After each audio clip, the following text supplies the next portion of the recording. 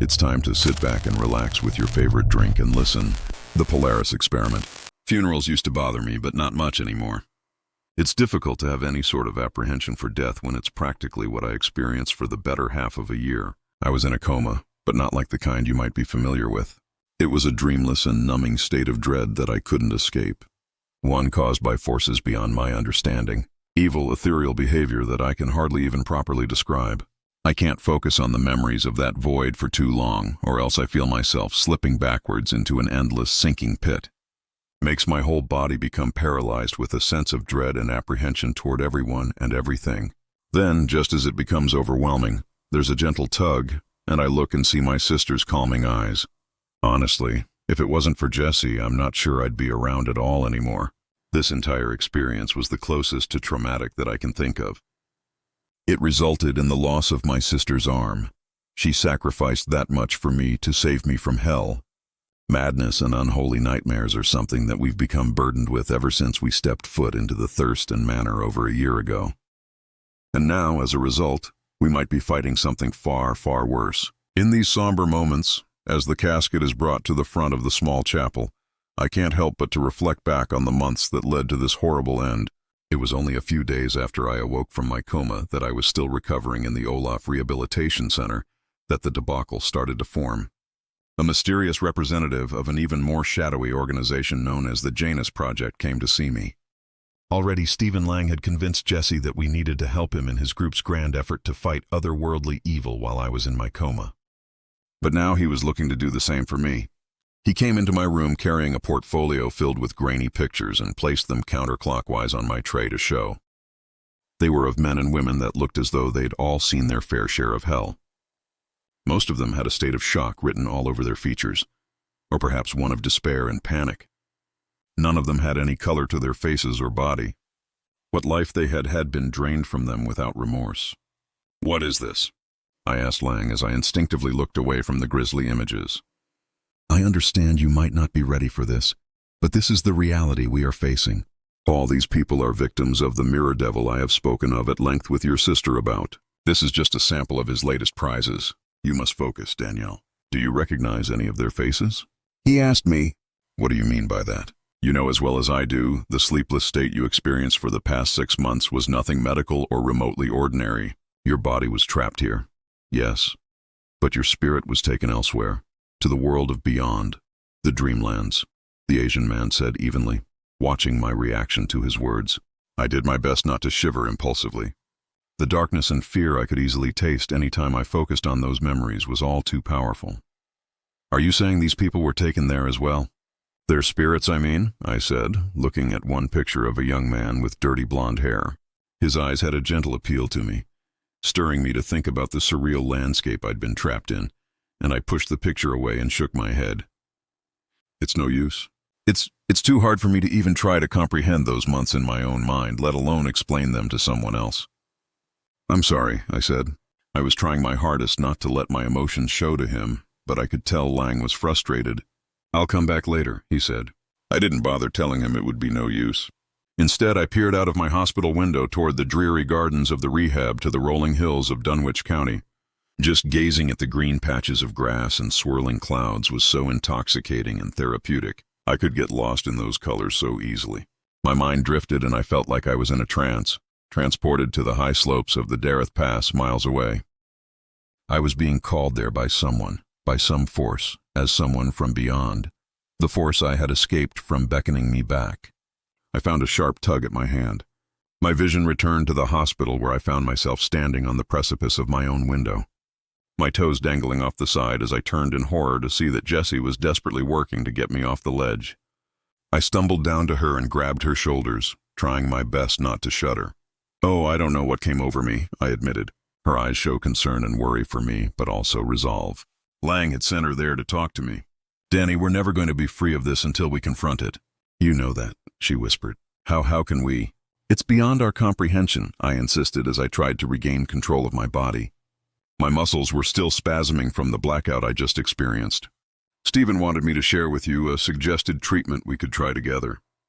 Something that could allow us to enhance our natural abilities and hone them and then use that to help others," she explained as she helped me back to my bed. "A treatment?" What do you mean? I asked. Several of the hospital staff here at Olath are former members of the OED research group from Clear River. They managed to escape whenever the takeover occurred a few years back.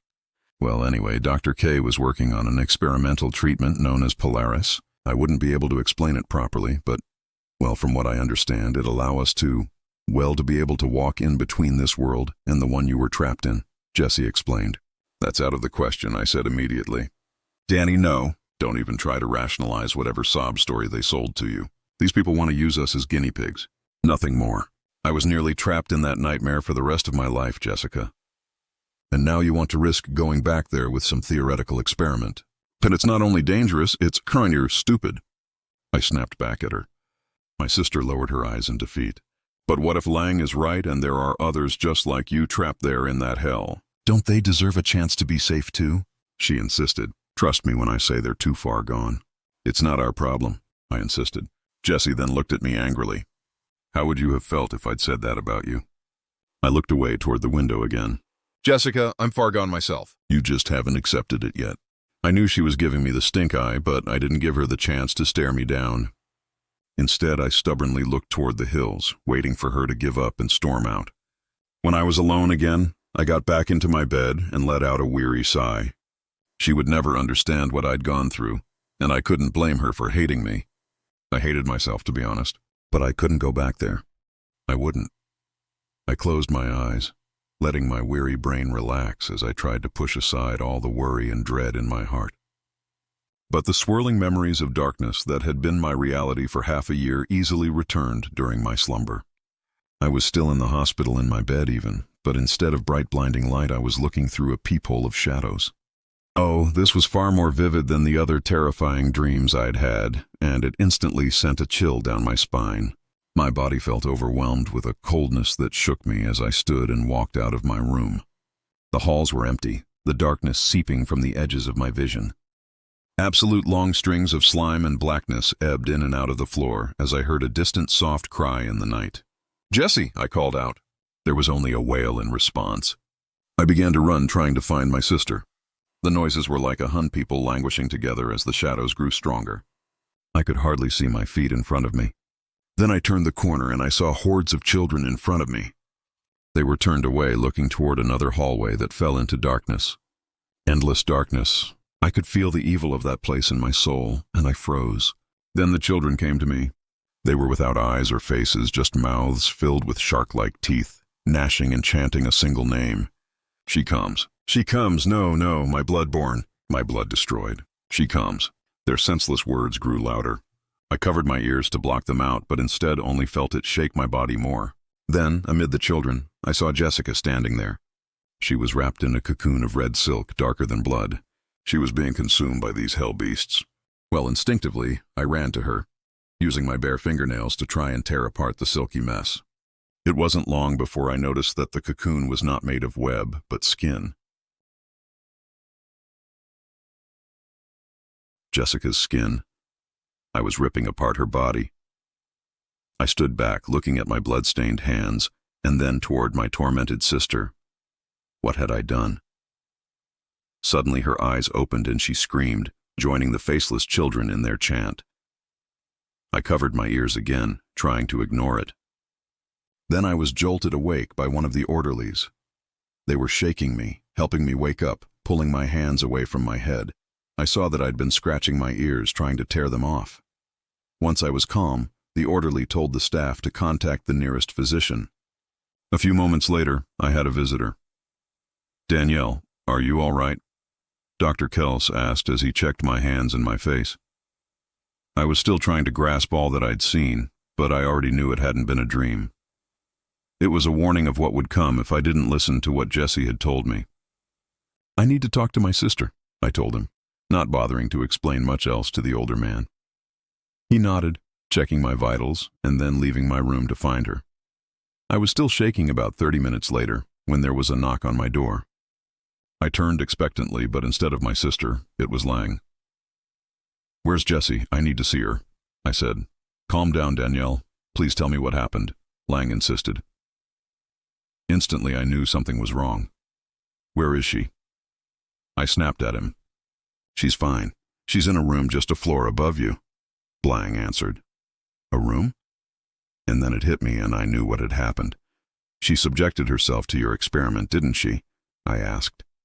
Lang didn't make a response at first as he walked over to my bed and placed a hand on my shoulder before remarking, "She knew that you wouldn't agree. Is she hurt?" I asked fearfully. Instead of responding, Lang said evenly, "First, tell me what you saw." Part 2. I struggled to open my eyes as I finally regained consciousness. What had happened in the previous 2 hours, I didn't know. But whatever place I'd awaken in, it wasn't my own bed. It was dark, almost too dark to understand my surroundings. The air hung heavy around me, warm and moist beyond reason. Beneath me, the floor felt hot, almost organic, soft and pulsating. Pearls of sweat were forming on my forehead, both from the heat and stress. "Hello?" I tried to call out, but all that emerged from my hoarse throat were mere whispers. Despite the weak sounds I produced, the words echoed bizarrely throughout. The darkness. It wasn't the kind of echo one might expect from an empty room, but rather the sounds that could be heard roaming through an endless cave. It was as if the words I'd spoken had been recorded, only to be played back from an old decaying tape cassette. "Please, is there anyone there?" I asked a bit louder that time. The same almost endless echo greeted me. It sent shivers down my spine, an odd sensation in such a warm place my legs barely functioned. But with enough effort, I was finally able to push myself up. The ground felt unsteady beneath my bare feet, producing a sickly, squishy sound with each step I took. The walls, too, were wet to the touch, twitching as I carefully touched them. Still, I had to lean against it to keep myself upright. I tried to think back, but my mind was shattered.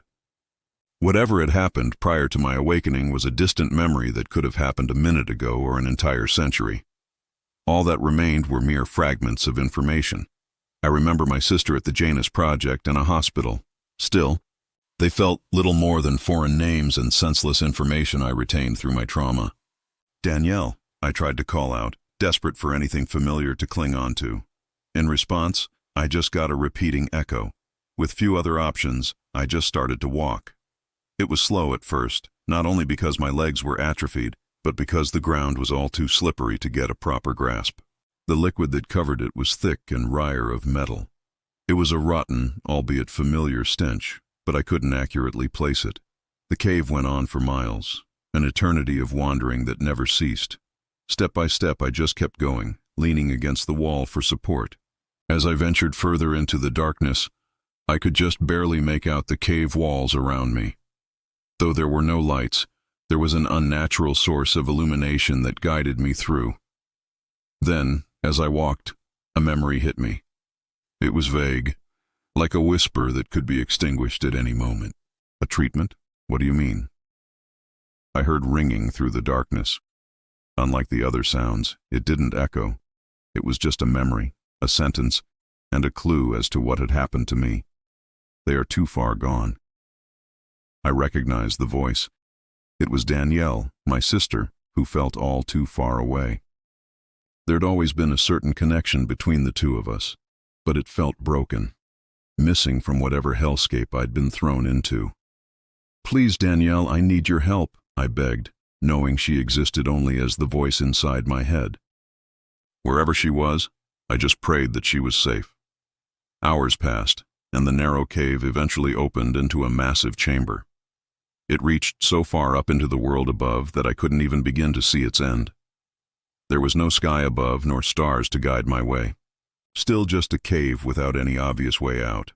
In the distance, miles deep into the chamber, I saw a lighthouse.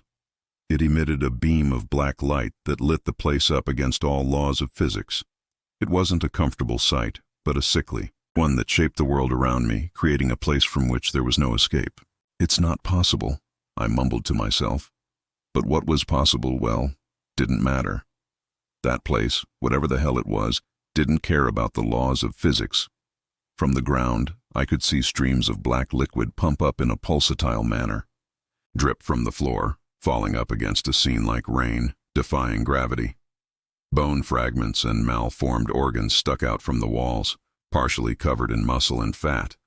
And then I was hit with a flash of memories. They called it the Polaris experiment. There's a world bound to our own, so far out of reach, yet a threat beyond anyone's wildest comprehension. I've been chosen to undergo treatment, allowing me to cross between these two worlds, to stop whatever darkness that lay within from spreading over to our own reality. But why couldn't I remember? Why had they chosen me? Going to have to inject you intrathecally. What that means is that the medication will be directly put into your cerebral spinal fluid. It's the stuff that flows through your brain and spinal canal, protecting your central nervous system and clearing waste, Dr. Kell said. Will it hurt? I asked. He just nodded. This isn't going to be pleasant, but you need to know just how important this work is, not just for us, but for the whole world. The pain still lingered in my mind, but that was the last thing I felt back on Earth. The world I had left behind was so infinitely far away, replaced by a dimension full of dread. I had entered to help, but I hadn't the faintest clue what the hell I was supposed to do. That's when I saw the first people. They were just remnants of former human beings morphed into the ground. Their skin had been stretched out, pulled across the wet ground like a pale carpet. They squirmed around trying to reach onto me as I passed by. I could tell they were trying to scream, but with their lungs exposed to the nightmarish world around them, there was no way they could form words. Help, one of them mouthed silently. Those with their rib cages almost intact just kept begging to be killed. They weren't even aware of my presence, yet they constantly begged for the sweet relief of death. I inspected a few of them, considering whether or not I should oblige and finally end their lives. That's when I realized that I could recognize their faces. Despite their faces having been mutilated, eyes ripped out and skin torn from their flesh, they seemed all too familiar. I'd seen these faces before, but however much I wanted to help them, something deep inside me told me to stay away, lest I wished to suffer the same fate. I told you not to do it, I heard Danielle say. Her voice was distant but wasn't just a memory. She was present within me through a bond I'd never been able to understand. Still, I could do nothing save to walk towards the lighthouse in the distance with its wall made from bones and the foundation of flesh. It was so far away, and with each step towards it, I just kept growing weaker. It was such an inexplicable emotion to be pulled towards an entity that caused me so much pain. The dark light burned my skin, digging its way into my mind, shattering each and every memory I'd ever created. You're not enough. You'll never survive, I heard Danielle tell me. I couldn't even remember if the memory was real or a broken fragment created by the world I'd walked through. Shut up, I yelled back, but the words weren't my own. They weren't what I'd wanted to say. I needed to ask for help, but I couldn't. Then the lighthouse started to feel closer. Though if the actual distance had changed, I just couldn't tell. I heard my sister laugh at my misery, her voice twisted and broken. She mocked my attempt at helping people. She wanted me to fail, and I hated her for it. Just leave me alone, I screamed. Then I saw shadows emerge from the base of the lighthouse. Massive eight-legged creatures with skin that flowed fluently across the darkness. They were mere shadows, spider-like beings running towards me at impossible speeds. Oh, they were so beautiful, at least in that moment. That's when it snapped that I wasn't willingly following the cursed light before me. I was being controlled by the place itself, by the forces within the darkness. Don't go there, Danielle shouted out. Her muffled voice had finally broken through into clarity. What? I responded, still in a haze. Suddenly I felt someone pull me away, snatching me out of the grasp of those spider-like creatures. Don't look at the light, she ordered as she pulled me away from the lighthouse. At first I resisted, but she was too strong and my right arm just wouldn't work. The spiders were getting closer, and in the midst of them all, I saw a strange silhouette. It looked almost humanoid, but out of proportion, far too large to be a real person. Navat, I heard echo through the cave, a meaningless name that held unfathomable power. The silhouette spurted in front of the spiders and grabbed onto Danielle. The simple touch of the shadow was enough to sear her skin, and she let out a whimper in agony. Her pain was enough to rip me out of the trance I'd been unwillingly put into. Suddenly, the memories flowed back, and for a moment I was paralyzed with an overabundance of information. Only you have the power to leave the place. Once you're inside, we can't do anything to help you. That's why it's so important that you keep focused. The true world will twist your mind, play with your feelings, But it's all a ruse to keep you trapped. You need to remember that, Dr. Kell said. And that was all I needed. I turned away from the lighthouse, which shone bright with its disgusting black beam. I grabbed onto Danielle, who was writhing around in agony from the silhouette's touch. "Danielle," I called out, pulling her away from the silhouette. It retreated without a fight, seeming to let her go for no reason. "We need to get out of here." "Oh, we have to get further away from the lighthouse first," Danielle responded. I put her arm around my shoulder, and together we retreated back towards the cave I'd come from. She'd saved my life, and now I had to make sure it wasn't all for nothing. The spiders were still getting closer. Hundreds, if not thousands of them crawling along the ground, laughing manically at our futile attempt to outrun them. But they weren't stopping us. They were just hunting us for game, playing with us as we desperately fought for our lives. They were just a few feet away when a light penetrated the dark worlds. The spiders faded away and we dove out from the nightmare, returning to the sterile walls of the hospital I've been admitted to. "Oh my God, you're back," Dr. Kell said. I shot up in bed, stumbling a bit as I tried to push myself up with my missing right arm. Still, my main concern was Danielle, who was nowhere in sight. "Where's my sister?" was the first thing I said. The doctor smiled. "She's fine, just resting after the ordeal." "How'd she get wounded?" I don't know." There was a shadow in spiders. "They almost got us," I said. I was a mess and my mind still didn't function properly. All I could think about was the lighthouse I'd seen in the mirror dimension. I knew I had to stay away, but a part of me desperately longed to get back there. I was given food and water, and with the meal, I quickly started to recover. By the time they had given way tonight, I was ready to visit my sister. She looked tired and had suffered a pretty severe burn to her leg, which was covered in bandages. Still, she seemed happy to see me. "I guess we're even now," she joked. I let out a chuckle. It had been a while since I'd felt safe, but I didn't regret going into that dimension. I knew how important it was, and it made me feel good. "Yeah, thanks for coming after me." "I thought I could do it alone, but I was wrong," I admitted, as I felt the guilt build up in my chest. "I told you not to." She stopped dead in her tracks, her eyes fixated on the wall behind me. I turned around to check what she'd seen, but there was nothing there. But her attention still wouldn't budge, and she looked absolutely horrified. "Danielle, what's wrong?" She shook her head in confusion. "Sorry, I just thought I saw something." "What? Doesn't matter. It wouldn't have been possible. I just need to rest a bit. We'll talk more tomorrow." Okay, it felt odd, but I decided just to let her sleep. After what I dragged her through, I had no right to bother her. Gave her a complicated one-armed hug and made my way back to my own room. About halfway there, I heard the distinct sound of someone sobbing. It was coming from just outside the surgical ward. Well, I was torn between ignoring it or checking it out. Maybe a family had lost someone, but well, the crying didn't sound sad. It sounded horrified, confused even. I slowly walked over and just peeked around the corner. There on the floor sat a surgeon absolutely covered in blood. A trail of it led back into the operating theater. I let out an audible gasp which seemed to gain his attention. I had to do it. He sobbed. The worms were eating her up from the inside. I had to get him out. I had to. What happened? He just sobbed uncontrollably, ignoring my question. Instead, I just decided to follow the trail into the operating room. When I saw what he left behind, I almost threw up instantly. A woman lay in a prep bed. Her abdomen split open down the middle and her intestines pulled out onto the floor. Blood splats covered the floor, walls, and even ceiling. It looked like they had been a struggle. She hadn't even been sedated. And then I saw it hanging one of the coins. A massive obsidian black spider creature, just like the ones that had chased us in the true world. That's when I realized that while we might have escaped the horrific place, we hadn't come back alone. Part 3. The rehab was immediately quarantined the moment we realized something was wrong. Stephen has been on the phone all morning. Hasn't he managed to contact someone? Anyone to help us with this? I muttered as I paced the room. Jessie was reviewing the security footage for the third time, frustrated again that what she'd seen in the surgical ward was not showing up on camera. It was there. I saw it, she insisted. I believe you. I do. Especially given what the doctors have been reporting on various floors. Patients are reporting all kinds of bizarre nightmares, hallucinations. I just wish I knew what it all meant, I said. Lang returned a moment later, shaking his head fearfully. We are on our own.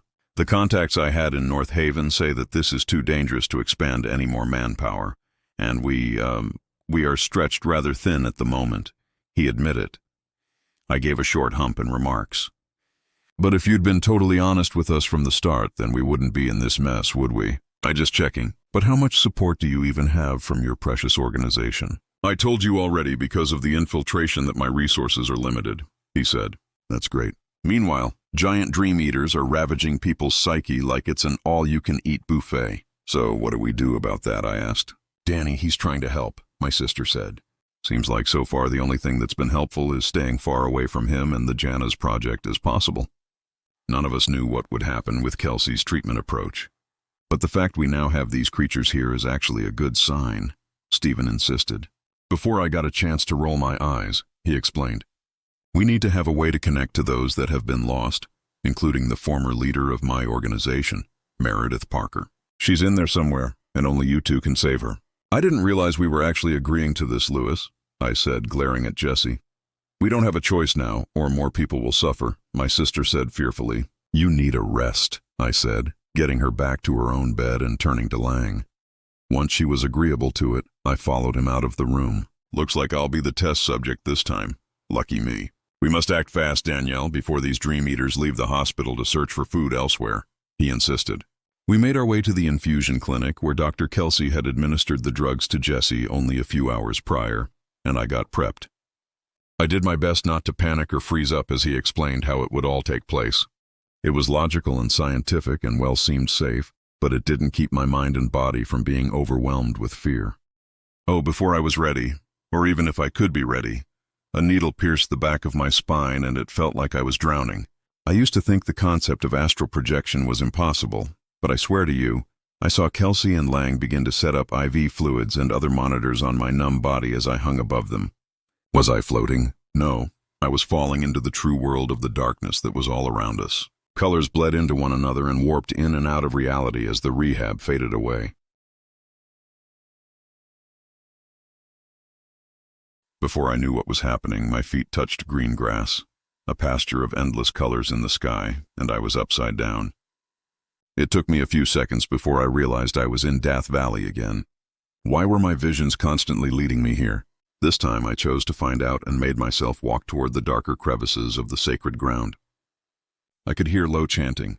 A whole congregation of hooded figures was gathered around what appeared to be a monolith of pure marble, as white and clear as a sheet of ice. I moved towards the massive stone, recalling a similar experience my sister and I had had when we'd been at Thurston Manor. It brought back so many nightmares that even in this dark world, it made my heart want to explode. The hooded figures stopped their endless supplication and turned toward me. I stopped and froze, expecting the cultists to attack. But instead, one of them extended their hand toward me and spoke. It wasn't from a voice, though. It was as if my own subconscious was encouraging me to join them.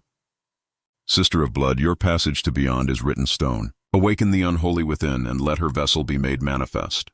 My voice shouted. Well, I don't know what came over me next. I joined the throng of faithful and looked toward the monolith. Its glorious white seemed to stretch beyond the sky. I wanted it to go on forever. Then I felt my feet sink and I looked around to see that myself and the others were melting into the very earth. On the other side was a hellscape. The cultists were now screaming, unable to stop writhing roots from piercing their body. The underbelly of the monolith was draining them of their life. Victoria. A scream came to my right. Instinctively, I turned and I saw my sister there, but it wasn't the face I knew her to wear. This was older and weathered, a life we'd once had in the past. She pulled me out of the mire, and we stood on solid ground again. Who are you? I asked, not daring to even fathom the truth. You know the answer. I'm the former self of the sister you now have. I've guided you for one purpose alone, to bring back your own memories. Let them bleed into the world above, sister. Let us live again, she said. How would that help, I asked. If you don't confront your own inheritance, the cycle will always repeat. The woman told me as she placed a hand on my forehead. Then I was pushed back to the world I knew. Dr. Kell was standing over me, scared and frightened by what the data revealed. This is impossible, he muttered. Tell me, what did it show? I asked as I sat up. You've gone back over 100 years. Your body shows signs of degeneration, he said, gesturing toward the scars that were now visible on my arms and torso. God, every time we step into the true world, it could have this effect on us far worse, I realized. Oh, but the implications, I thought what we'd uncovered already was miraculous, but this defies all belief. You've become a dream walker, able to move amid realities, Kel said excitedly. I didn't share his enthusiasm, though, because even as I watched, out of the corner of my eye, I saw different distinct parts of the mysterious dimension ebbing in and out of the room. The voices I'd heard were now ringing in my head. And there in the hall, I saw the same woman that had taken Jessica's voice standing and waiting. Doctor, do you see that woman? I asked. Kelsey turned and adjusted his glasses, then attempted to use some of his equipment to get a reading on her. There's definitely an anomaly there, but I'm afraid I can't pick much up, he admitted. Victoria, take me to the vessel, the woman insisted. Well, I knew she meant Jessica. The thought of this person simply entering my sister's body as though she were a passenger made my entire body shake. My name's Danielle now, and you haven't told me what benefit will come from doing this, I argued with the spirit. Dr. Kell stepped aside, unsure of what aid he could even offer. My knowledge of Naviaret. The past shall become the future unless we break the cycle together, she pleaded. And we can do that if you become a part of Jessie, I asked. The spirit nodded. Somehow I felt sure to trust her, but I still had doubts. What do you need my help for? Can't you simply spirit yourself to her? The woman smiled. The Eaters of Dreams will try to stop us, she said as she turned toward the hallways. I saw the massive coiling bodies of the dark spiders, and I steeled myself knowing they'd probably do everything in their power to stop me from going forward. Right, I'll help you, I decided. I'm not sure what's happened here, but I'll do my best to adjust the dosage of the medication. Perhaps with a stronger hold to the other dimension, it'll aid you, Kelsey asked. I gave him a stern nod and waited as he injected me again with another round of the treatment. My body shook, trying to adjust to the way the medicine made my vision blur and contort. The colors of the true world bled all around me. The Dream Eaters began to hiss and move toward us. The spirit that had found its way to me made a sharp cry, and we ran down the hall. The spiders lashed with their long, spindled legs, trying to attack, as we saw other employees of the hospital getting taken down by the beasts. Each time the monsters were able to feast on their fragile psyche. It was like watching a supernatural chaos spread and expand. We barely made it to Jessica's room when I caught my breath and looked toward the spirit. You have done well, my sister. Now comes the most difficult part, she told me. My mouth felt dry as I looked at Jessica and knew that to make this work, I would have to subject her to a living nightmare. Call Kelsey into this room. We need to prepare for another round, I said as I heard screaming in the halls. Time was running short. Part 4. I need to go under again, don't I? I asked as I looked at Danielle's tired frame. I still didn't know exactly what she had gone through, but she looked worse for wear. The way Dr. Kell explained it, the place took its toll on beings that didn't belong there. Crossing between the worlds was supposed to be a physically impossible task. Yet we'd both been given that power, and we needed to use it to help other people. Danielle nodded at my question. I'm sorry. Back to the mirror world I go, I suppose. Mirror world? You mean the true world? Danielle asked. Yeah, whatever it's called. Let's just do it. Danielle and Dr. Kelsey looked at each other with worried expressions on their faces.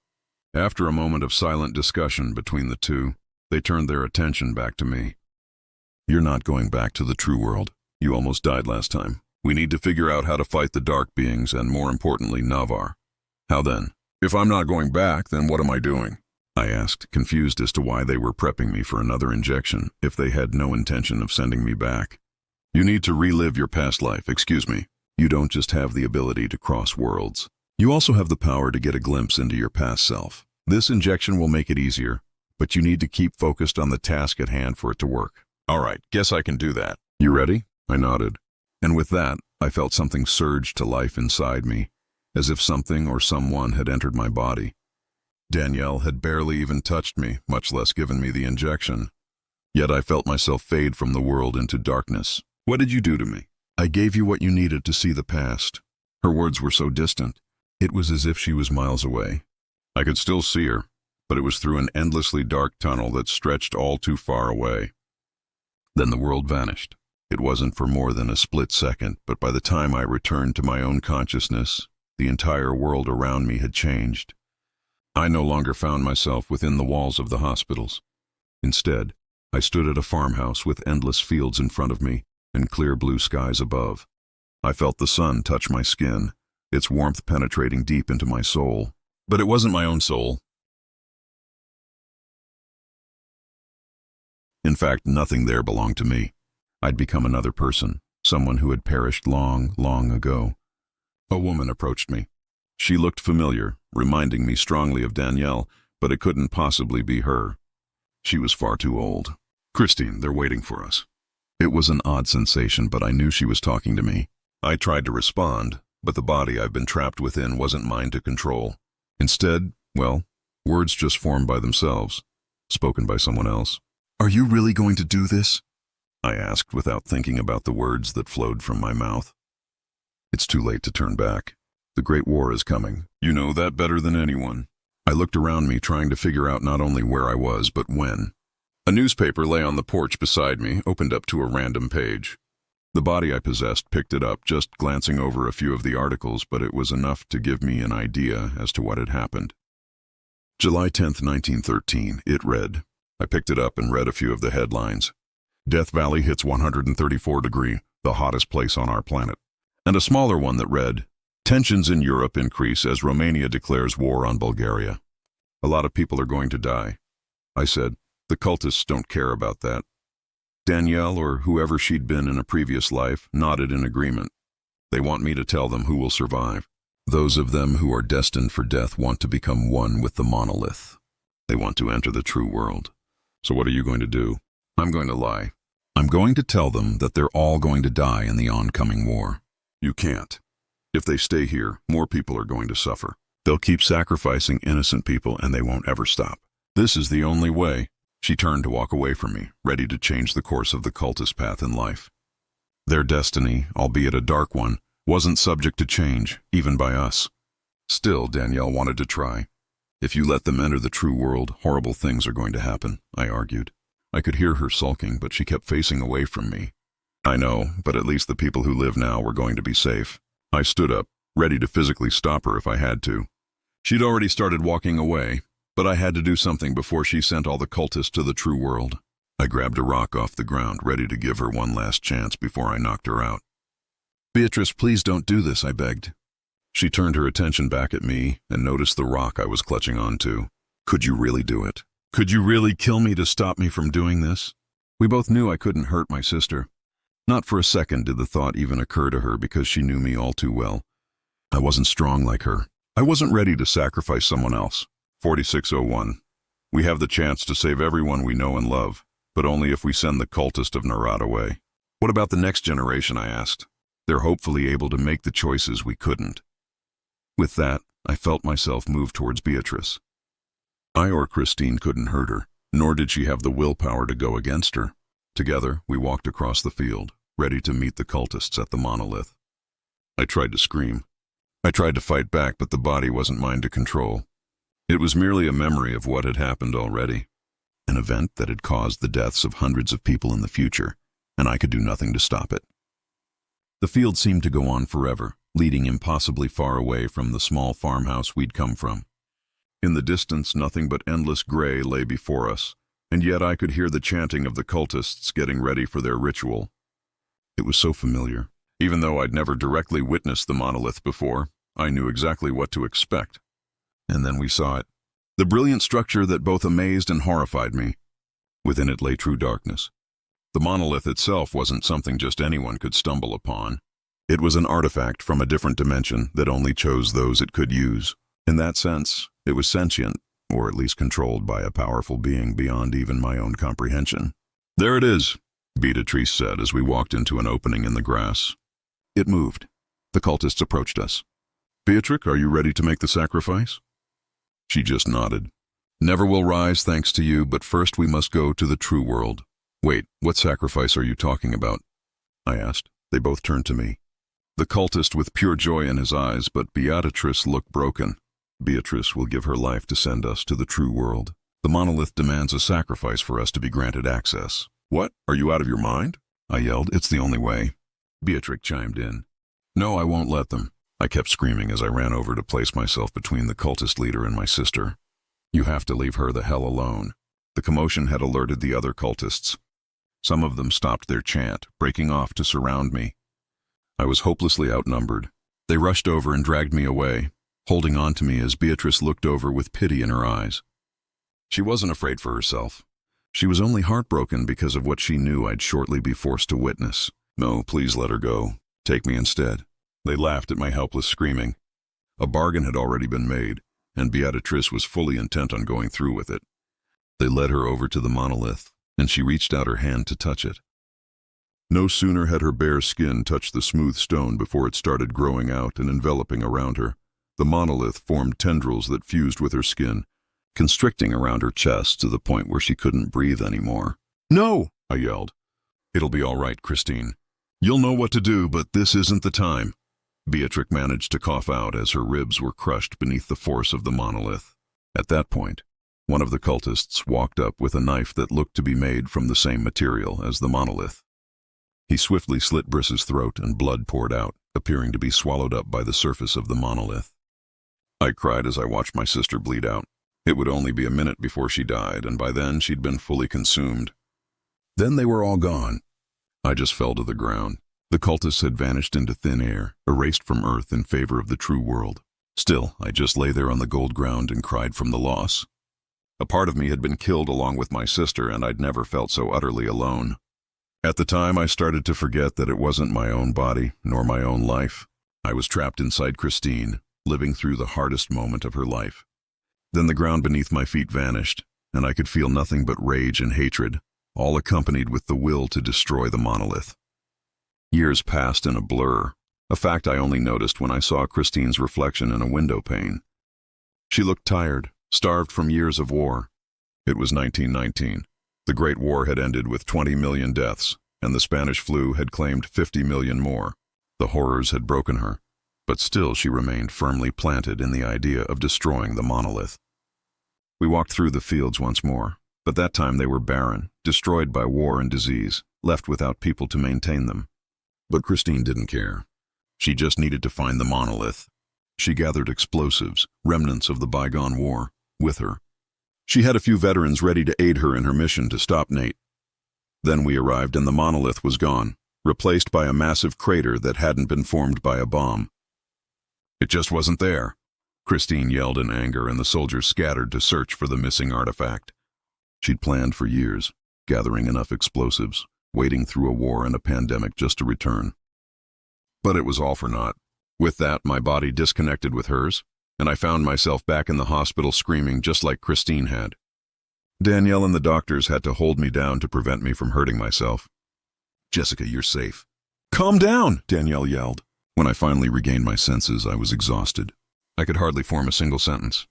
I know what we have to do," I said out of breath. "We need to destroy the monolith." Part 5, the monoliths, gateways to the true world. "And you're saying one of them's close by?" It infuriated me no end that this was all Stephen Lang cared about. Not the safety of my sister or the fact that all our lives were in danger from supernatural forces beyond our universe.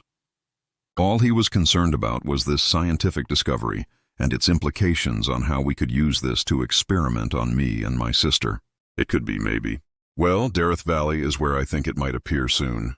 In the visions of the true world that I've seen, that's where it often takes me and Danielle, my sister told him eagerly. It disgusted me even more that she was so willing to offer to help him, risking her life again for this strange crusade. I don't think we should be gallivanting across the countryside for some supposed giant rock.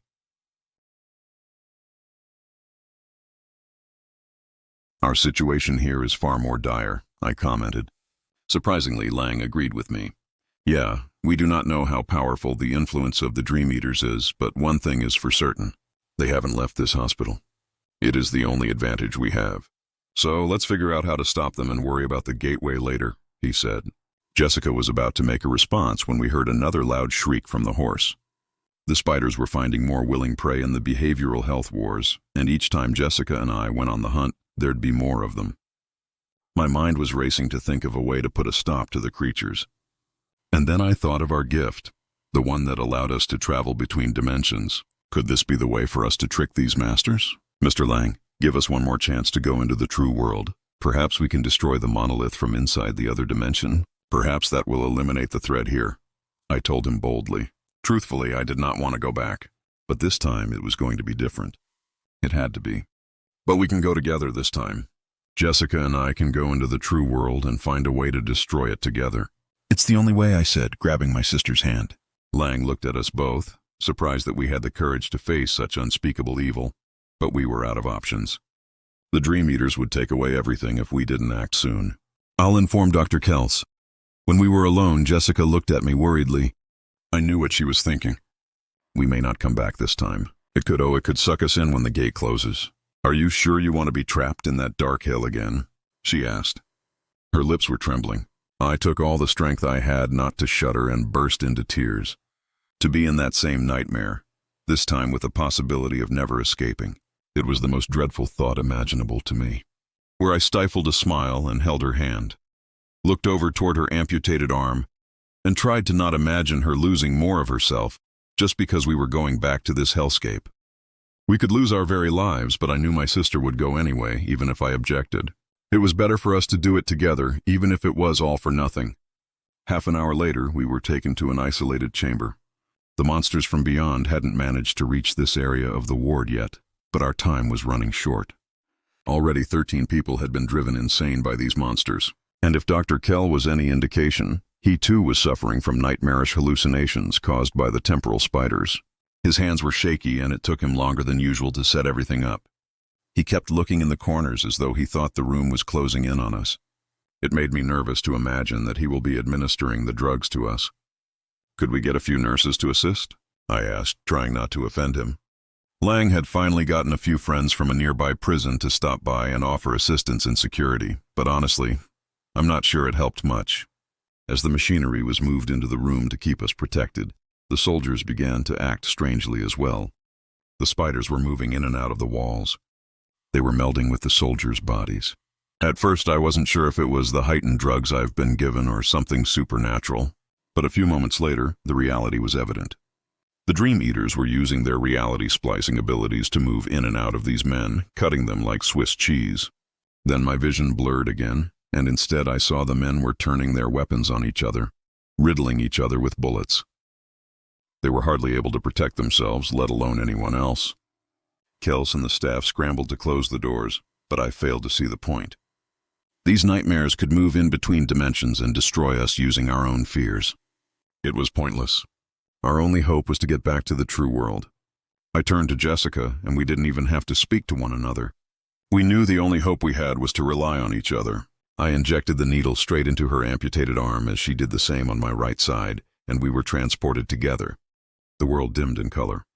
The chaos around us faded away, and then we were alone in a dark room, only the light of our aura to guide us. We felt like we were falling, drowning, hardly able to breathe. I saw the reflection of Jessica's past lives and my own in an endless cascade of mirrors as we kept going down into the depths of the true world. We weren't entirely alone, I realized, as our feet settled on dark green pastures once again. The old souls we'd once had were there to guide us, to help us fight. The air was electric and alive with power. I could sense the landscape trembling before us as we moved together. In the true world, my sister had her arm back again and was able to move faster. It was almost a miracle, but I knew better than to think this dark and deadly dimension had anything pleasurable to offer. It was clear we were being led into a trap. I can safely say that for a multitude of reasons. 1, the monsters we often saw plague us when we traversed this plane were gone. And 2, we were easily making it to our destination without any obstacles in our path. Something beyond our understanding was guiding us, and it shook me to my core to realize our fates were not in our own hands. My sister could feel it too. Each step forward was not our own. We were in a different world, being brought like lambs to the slaughter. A path appeared before us. We could see the rehab center, and it was glowing with a light from beyond death. Something from the dark sky above us was descending. At first, it looked like drops of rain. Then, as we got closer, I realized it was crystals. Long, thin, black crystals smashing into the hospital. As they hit the cement ceiling, hundreds of microscopic spiders pushed their way out, quickly skittering into different holes and tunnels, struggling to find new victims to feed on. Jessica and I paused as we got toward the entrance. "Why is our path leading us here?" she asked. I didn't know, but instead of seeing it filled with victims and patients, it was a dark graveyard. Hundreds of souls taken and smothered and held by the Dream Eaters. Their goal was not even something we could comprehend. Was it just to stir our understanding, to communicate? Were they even hostile? Who could say? The door opened to the clinic, and a rush of stiff, cold air came towards us. and then a voice beckoning us to step in. "Vessels of Narvet, enter the wool," it said in a low shriek. It was a dozen different voices, all speaking the same cry, urging us to come forward. The walls and floors were covered in the spiders. They slowly trickled out of the way as we made our way to the main auditorium. There were so many of them, thousands, maybe millions, and then Jessica and I saw them begin to converge towards the center of the room, merging into a single terrifying being. "Children, spirits of the Isos, do you come here to destroy or to serve?" the voice asked. I could feel the power inside me beginning to wane. We were losing our connection. Flashes of the Gree Clinic came in and out of my vision. I saw Lang and the others desperately trying to hold back the Dream Eaters with fire throwers and military rifles. Jessica clung to me and we spoke together. "This is not how we're going to die." Somehow we knew what to say, how to fight. Our past lives were there also giving us strength. "You and your kind do not belong here," we screamed to the monsters. We held together and a force from beyond us emerged. It was white and beautiful like an angel, but with 1,000 eyes and wings, and it had no body. It had no form except skin and eyes and endless wings rightly moving toward the demon. The building shook. We were being pushed toward the real clinic. Jessica and I saw it happening, and somehow, using whatever supernatural gift that was instinctively given to us, we pushed back. "You delay the inevitable!" the voices shouted. The clinic was being pushed into some kind of black hole. I saw nurses and staff scrambling for their lives, clawing to the ground as they were sucked in, unable to stop its insatiable hunger. Lang and the military pushed back. They retreated as I felt my body fall into shock. The connection between us and the true world was fading. We were being pulled back.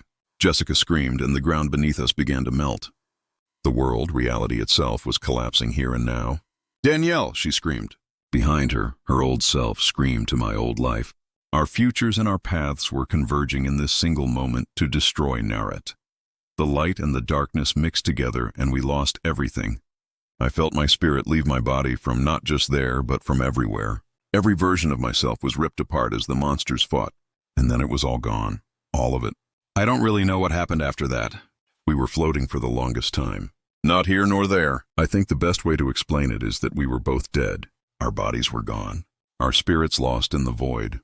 And then we were back in a clean room being monitored by Dr. Kels and several other men I didn't recognize.